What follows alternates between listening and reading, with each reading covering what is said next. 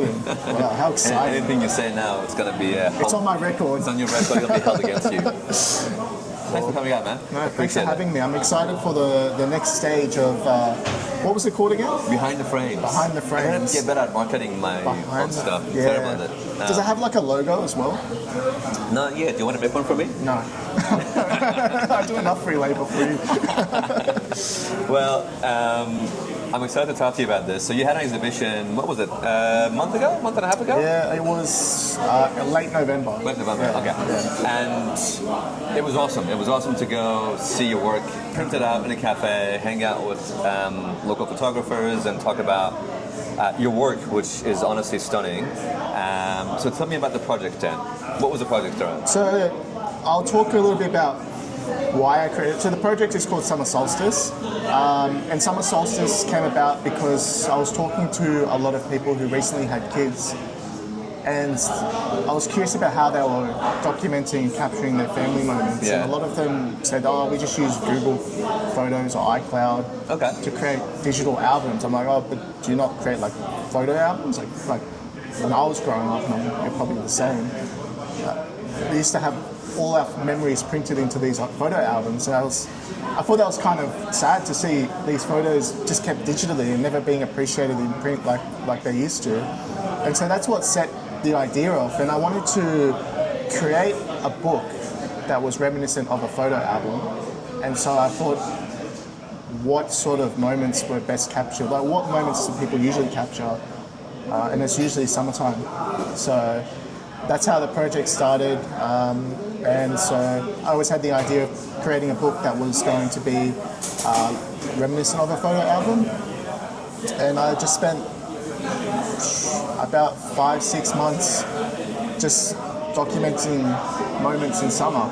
So that was a lot of the beach, a lot of underwater. I specifically bought an underwater camera, and I gave myself a specific deadline because I knew if I didn't have a deadline, then I would never get the project done. Yeah. Especially for my first project, like of this nature.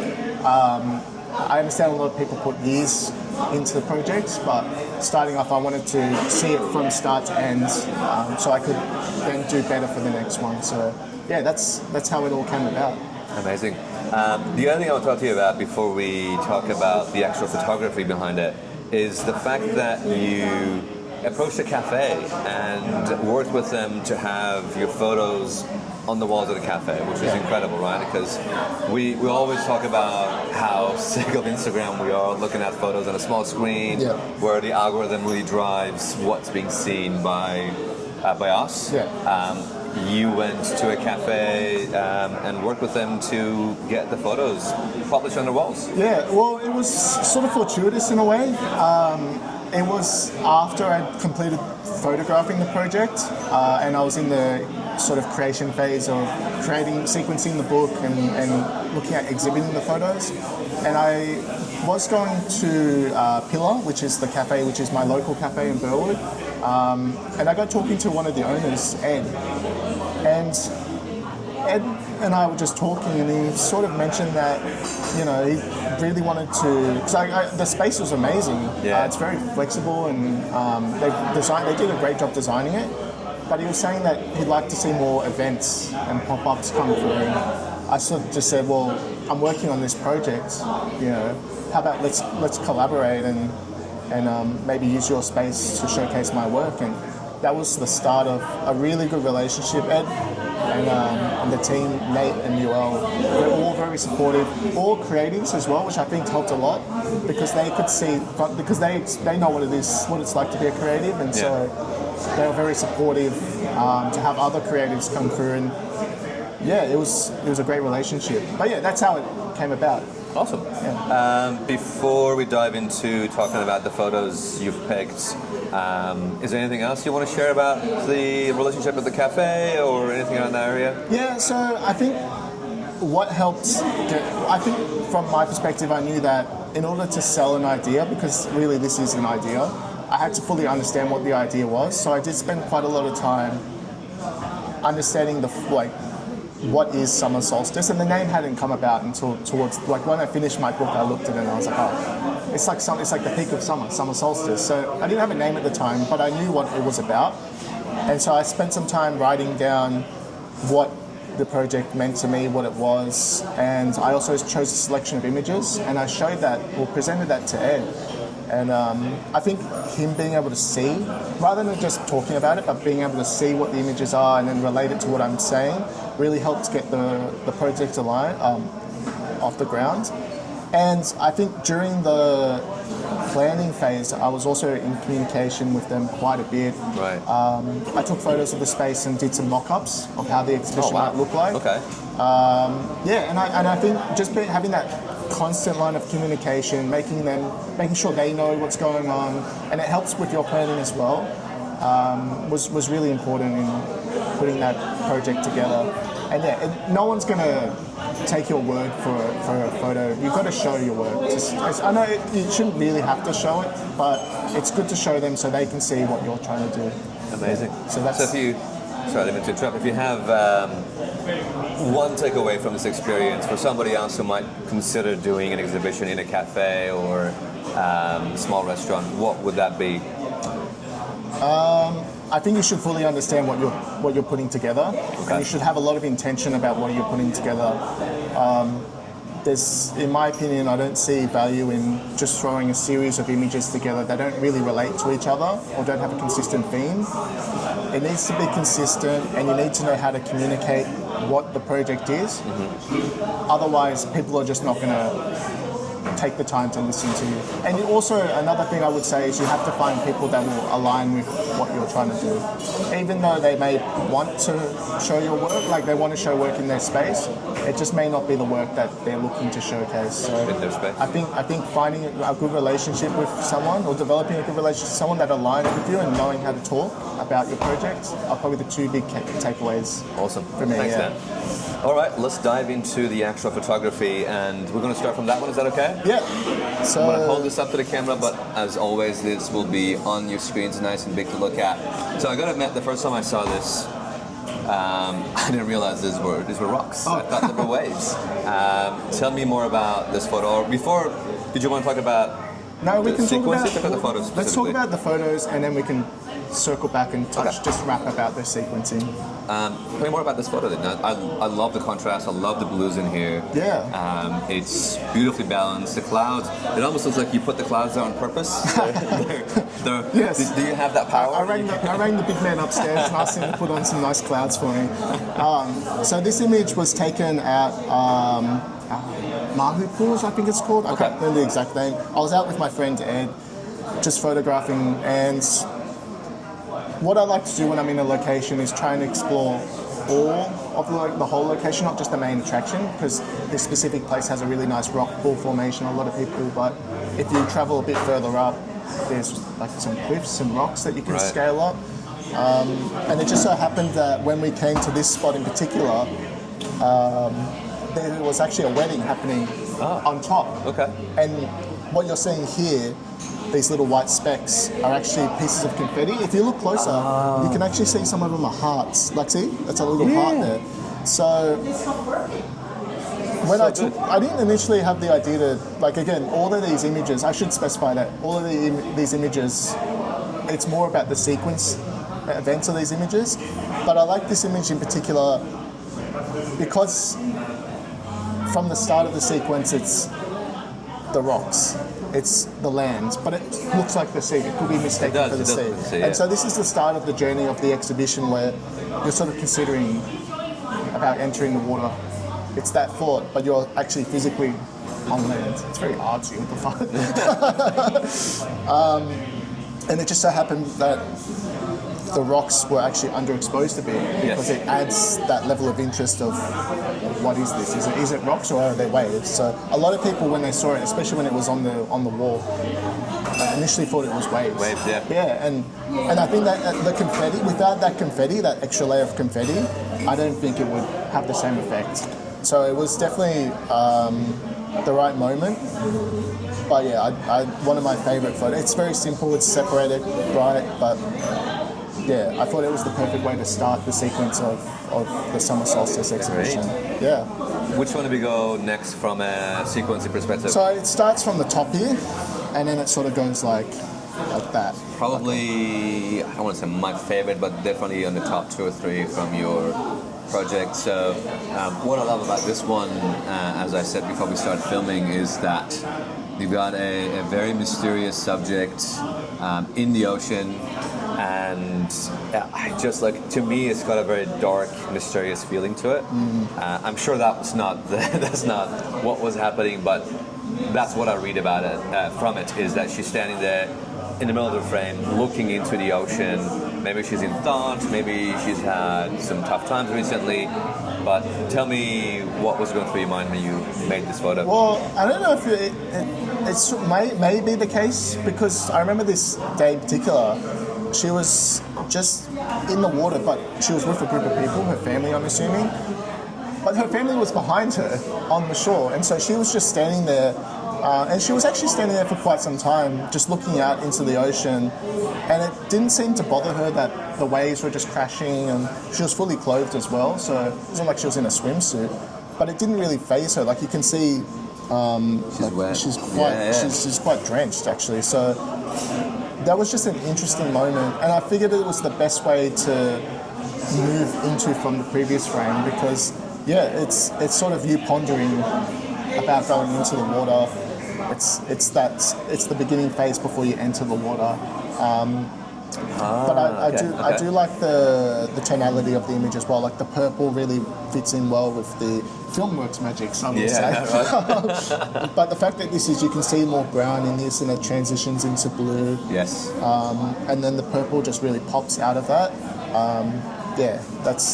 That's why I figured it would be the best next photo. To move in from the sequence. But yeah, it definitely had that vibe about it on the day. It was a lot of happiness around us, but yeah, this lady here, just, I don't know, she was going through it. Maybe she was in thought, deep in thought. Maybe. The ocean does that to people. You stand there, it's powerful, it's big, has no empathy on anyone. So yeah, amazing. Sure. Next one? Yeah. It's going to be hard to show. It's going to be hard to show on the camera, white. but again, we'll have it digitally on screens. Tell me about this. So, the story... Very abstract. The story Underwater? about this one, yes, underwater. This was taken at Barangaroo.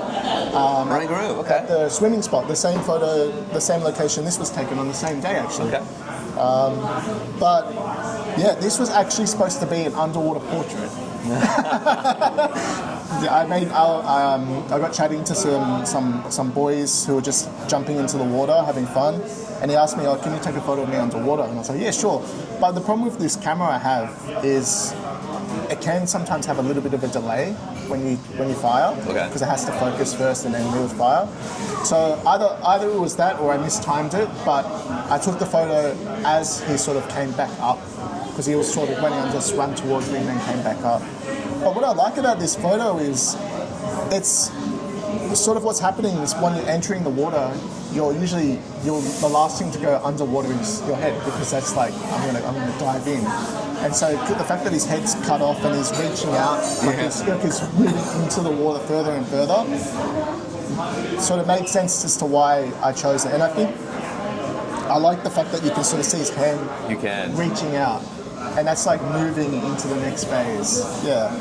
And again, it's sort of, I like the fact that it's got a lot of purpleness, like magenta tones, which sort of relates to the purple in this original. It does work, the colors. And that's why it made sense to sort of sequence it into that next image. And that's when it transitions to that. So it goes that way, sorry, I should say. Yeah. Wonderful. So this would be the next one. This will be the next one, okay. We'll put this up in the sequence. And is this one you want to talk to much, or? I'll talk about it a little bit. Okay.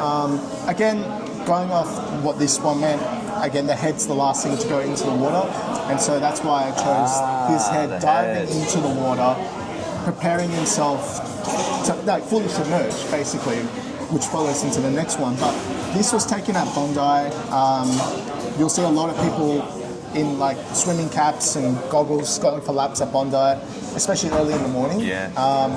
And yeah, I got very close, and I managed to. And I like this photo because of just like, you can see a bit of that land You see Yes. the sky there, Yes, and yes. it transitions nicely on that angle. And there's a lot of like tonality in the water there. Lines going that way. And he's just like, you can see he's just submerged his face, or he's like breathing because you've got the bubbles coming out of his nose. So yeah, I figured that made the most sense to move in from that previous image for the sequence. Okay. And then quickly go to this one, which is, I'm assuming that's the sun? Yes. And you've shot that through under the water. Yeah, so this is in the sequencing perspective, this is you looking up towards the water. What I like about this image is it's sort of like looking into space almost. It's like you've got the planet and then you've got all these streaks, the bubbles. It sort of gives it like that space feel, I guess. But I thought it was just a beautiful photo. It is. I love the colors. I love that. It's almost like just two suns as opposed to just one. Yeah, and that's like two sort of, and they're merging together. Merging together, yeah. It's beautiful. Are those bubbles, I'm assuming? Yeah, they're all bubbles. And I guess that makes sense when you look at that, because then that one's two people, it's a pair. So this is the one we're going to dive deep into. For the ones watching at home, we decided to talk about sequencing a bit more with Dan because this is a finished project and he's done this, he's already published this. So as opposed to diving deep into 5 photos specifically from the project, we're talking sequencing and then diving deep into the five photos specifically. So we wanted to make sure that you had a good chance showcasing how you sequence at least these few images from your project. So this is the last photo last photo? Second last Photo to dive into. And is that a pun? No. Dive? Sure, yes, that was definitely planned. Thank you. I love this one. There's obviously the magic of film. Yeah. Beautiful colors. I'm assuming that's a father throwing her daughter out of the water or catching her in the water? Throwing her out of the water. Out of the water. And I feel like a lot of people resonate with this image and the last image the most, just because, especially if you've got, like, I don't have kids, but if you as a father would know, like, this is a moment that you would have experienced yourself. And quite a few people said to me that they love these images in particular because it brought back those memories of the times that they spent with their kids. Absolutely. And it's just such a joyous moment. And this is the lead up into what is the summer solstice, but this image in particular is essentially following from you looking up into the sky from underwater, and then it's like you're being lifted out, and this is you breaching the water basically. And it's just such a little, and I like the fact that you can't actually tell the people themselves. Like, you can't see any facial features. It's not so much about who they are, it's about the joy, and the experience. And I'm very fortunate that the camera decided to give it a bit more a bit more drag, because it really does convey that motion of you've got that swirl happening right here, and then the water, you can see the water sort of following that as well. It's beautiful. And obviously the colors, it's film, so it did a lot of the heavy lifting, but yeah, this was. This felt like a really nice moment that I captured, and I think in general I'm happy that it resonated with people, especially people who have kids, because that was the whole point of the project. It's reflecting on memories. I can tell you that my 2 youngest, even my second oldest, who is 10 years old now and is quite big and heavy, they still ask me to throw them in the water. Oh, really? Yes. Yes. You need to hit the gym then. I do. And the last one, and I'm going to venture a guess, just from what you explained so far, I'm going to put this up real quick, is that what I'm seeing and what you've said so far, this is your last image from the sequence because that person's out of the water completely. Exactly. So this is the summer solstice. So summer solstice is the peak of summer. Yeah. And so I figured that what I wanted to do was obviously show the moments of summer, but I also wanted to show the peak of summer. And this is the peak of someone's summer, the highest point that you can be at. And I felt I like this image a lot. It's probably one of my favorite images from the set, but it felt like it was the right image to finish the sequence off, because following on from this one where you're being thrown out, and then this one you're in the air, you're just having there's no thought about life, there's no thought about what's going on, it's just you in that moment right there. And it's a moment that I'm sure this family in particular probably would reflect on in their own time, and the fact that I was able to actually capture it is Pretty incredible. yeah, well, it means a lot. So it just felt like it was the right image to finish the sequence off, and it is probably the hero image of the project as a whole. But yeah, that's the journey. It's from the land to the sea to the air. Amazing, man. Beautiful work. Congratulations on the exhibition again. Thank you. I was lucky to be there and see it in person. And do you have any of the books left? I sold all the books out. Sold the books. So rude. But and so I did make, so I'll touch on it a little bit. You can cut this if you want. But the book itself was completely handmade. I bought a printer. I always wanted to buy a photo printer, but I bought a printer specifically to print all these images out. And there was only 15 copies made. And yeah, the book is complementary, obviously, to the exhibition, but I never actually thought about it. It was never going to be an exhibition. It was always just going to be a book. Okay. But I figured, well, since I've done all this work, I might as well show it in a different way, and at least it's a way to bring people together. And that was probably one of the main drives behind starting a project, is bringing the community together, showing some of the work I've been working on, and hopefully maybe that inspires other members of the community to do something of their own, because there's no point, and it's sort of tapping into why I did this project, but we focus so much on Instagram and digital mediums, and it is a way to market yourself, and it does have its place. Of course. But looking at your photos, and that's what I found starting this project, is looking at your photos in a physical format is completely different. You notice a lot more detail. It looks different when you print it out, but it also forces you to think a little bit more about why is it worth printing this image, and so you become a little bit more critical about your work. But yeah, just being able to bring people together. I met a lot of people that are on the day and during the exhibition. It was up for about 2 weeks, and I was visiting the cafe as regularly as I could. And I met so many people, and just that process of listening to people and inspiring them and what they're working on was really it was really great for me to experience. And that's why I think everyone should be looking to move in the direction of an exhibition. It doesn't have to be like, for me, I was very lucky. I was able to establish a lot of relationships, from Pillar to Block Coffee, who supplied some of the coffee beans, to Rewind's Photo Lab, who supported the printing for the larger prints. It did ease the burden of cost, because that's probably one of the biggest things, but it was definitely worth the investment. Yeah. And the experience was great. So yeah. Very inspiring. I was going to say something. I've lost the train of my thought, which means I have to edit this out. More editing. More editing for me. That's your least favorite I love it. Maybe I'll leave it. Maybe people will laugh at me being silly. Yeah. Good God, what was I going to ask you or say? Oh my God. I left you speechless. I have that. You left me speechless. This is what happens. Look, we have an awesome community here in Sydney, and I feel very lucky to be part of it. Yeah, so do I. Thank you for coming out. I really appreciate your time, and thank you for sharing your story with us. No, thank you for having me. Did you figure out what you wanted to say? If people aren't already following you on Instagram, no? You don't have to plug me. I don't need to be plugged. You're plugged in already?